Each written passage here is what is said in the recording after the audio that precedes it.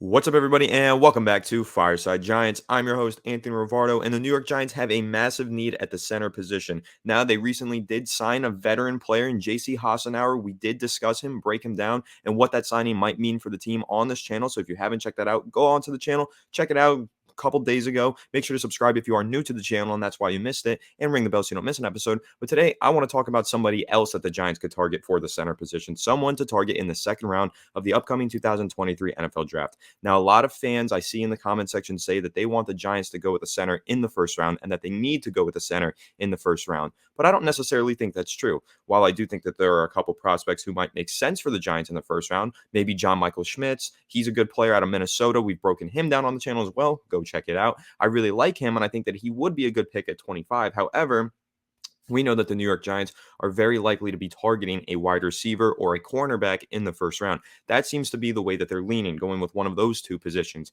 So where does that leave the center position? Well, I do think that it is something that should be addressed within the first three rounds of the draft. If they don't address it in round one, maybe round two. If not round two, definitely by round three, the Giants should address the center position because I think that it is a big need for the Giants. I think it's a crucial position. It's the quarterback of the offensive line, and right now the Giants are really thin at the position following the departures of John Feliciano and Nick Gates in free agency this offseason. Now, the Giants do have that newly signed player, J.C. Hassenauer. Maybe he can make an impact there. They also have Ben Bredesen, who they wanted to be their starting left guard last season. He has some history playing center. So will he play center? Will he play left guard? And Joshua Zidu maybe plays left guard while he plays center. It'll be interesting to see. But however you take a look at it, I think there's no doubt that the Giants need to add more talent to that position. They just need to get another body. And I think that there is a player in the second round that they could target that makes a lot of sense and could maybe start from day one, and that is Luke Wypler out of Ohio State University. Now, we've touched on him here and there on the channel, but I want to really dive into him today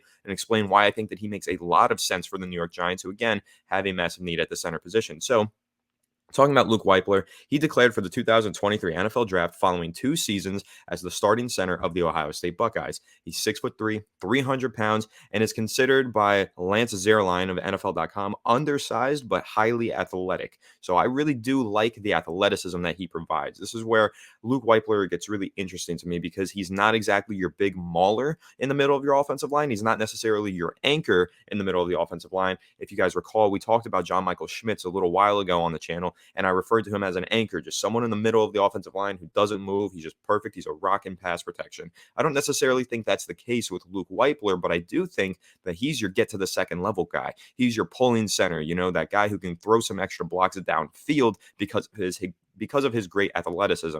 And that's where I really like Luke Wypler. When you take a look at the New York Giants offense and what they're building, Saquon Barkley in the backfield, there were a lot of opportunities last year where he tried to make things happen at the second level. But if he had a player like Luke Wypler getting to the second level, throwing an extra block, maybe some of those 5 to 10 yard runs turn into 10 to 15 to 20 yard runs. Who knows? So that's where I really like Luke Wypler. But to go over some of his stats over the past 2 seasons as the starting center for Ohio State, he allowed just 1 sack on 965 pass blocking snaps. He also boasted an 89.2 run blocker grade according to Pro Football Focus. So, 1,700 career snaps, 1 sack, 2 years as a starter, 1 sack. That is an incredible number. So, again, I kind of said that maybe he's not your anchor in the offensive line, but then again, maybe he is because he is really good in pass protection. But again, I like his ability to get upfield in the running game. That's where I really like Luke Wypler. And I know that this is a player that the New York Giants have shown some interest in.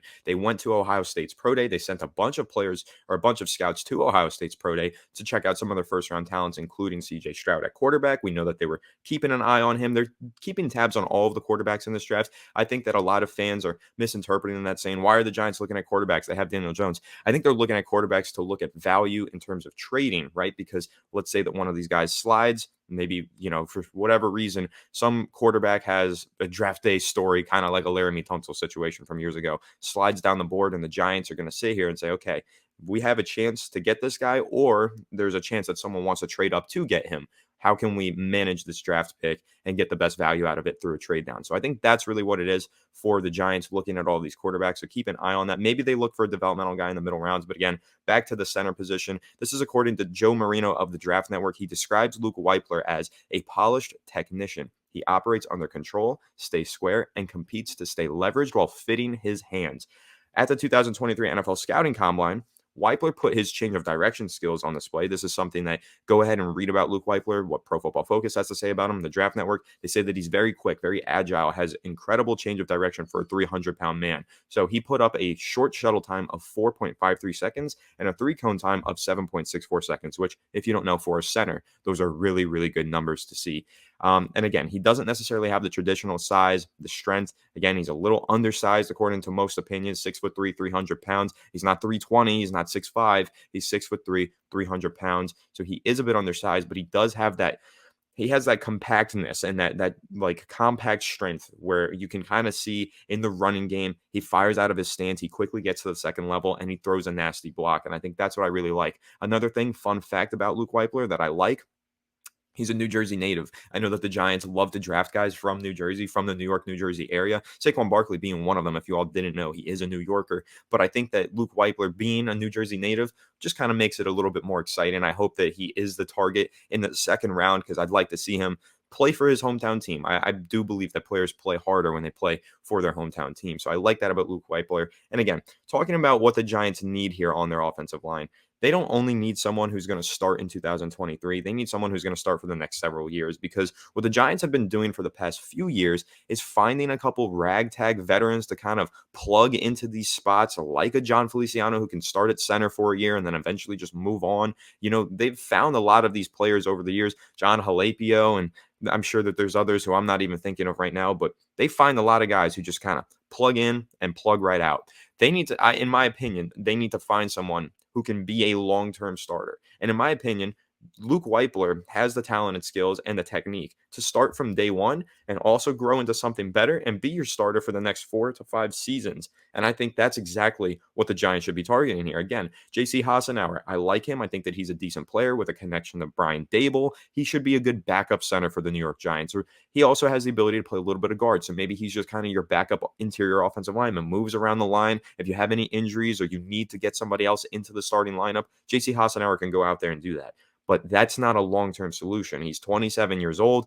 Luke Wypler's 21 years old. Hassenauer has never really started a full season. He only has 7 career starts to his name. Luke Wypler started his last 2 collegiate seasons at Ohio State, which is one of the best schools in the country for football. So I think when you look at Luke Wypler, his talent level, his ability to be an impact player in year one and beyond, that's where I get really excited about Luke Wypler. Now, let's talk about his draft projection, kind of his draft stock, because I've seen a few mock drafts where he does somehow slip into the back end of the first round. I've actually seen him mock drafted to the Giants at the back end of the first round before, but I also more frequently see him mock drafted to the Giants with the 57th overall pick. So this is where I would be targeting Luke Wypler. Now, here's the thing with the center position. Very often we'll see players who, I mean, let's think about Tyler Linderbaum last year. A lot of Giants fans said that they wanted him at the 7th overall pick. In fact, I entertained that idea for a while. He ended up going in the middle of the round, I think pick 18, maybe even further, maybe somewhere in the 20s. He went very late, and that's just the nature of the center position. They don't get drafted high.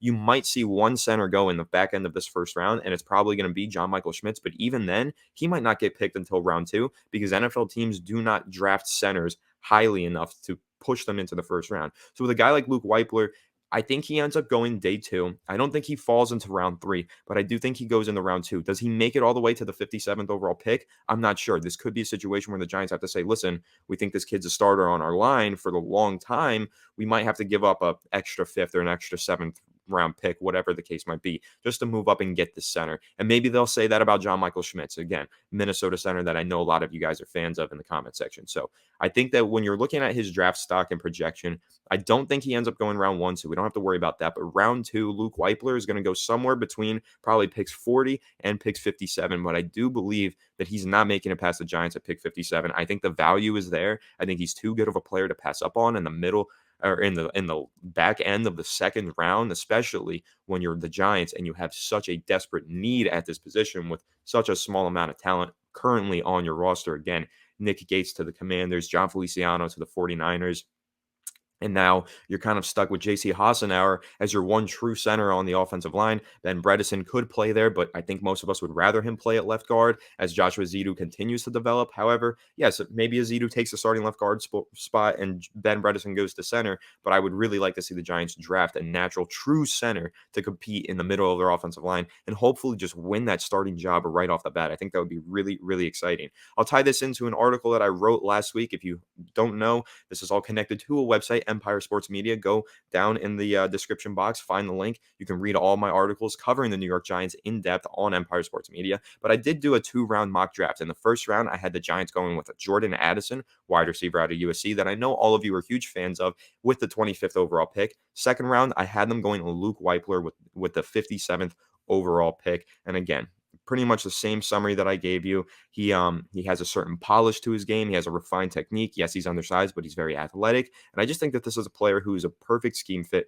for the New York Giants, because when you look at kind of their running scheme, that zone running scheme that the Giants like to run, how they like to create space for Saquon Barkley to get through, Luke Wypler kind of fits that mold as a player who can kind of open up rushing lanes downfield for Saquon. So I just think he makes a lot of sense. And again, his pass protection, he didn't let up more than 1 sack in his entire collegiate career. He's really rock solid in both facets of the game. And I do believe that with the 57th overall pick, this one would be a home run for the New York Giants. So that's pretty much my analysis on Luke Wypler. I want to hear your thoughts on the player down below. Do you want to see him wear big blue come the end of April? Let me know down below in the comment section. And again, leave a like if you did enjoy this episode. Subscribe to the channel if you're new. Ring the bell so you don't miss an episode. And I will catch you all on the next one. Have a good one, and let's go Giants.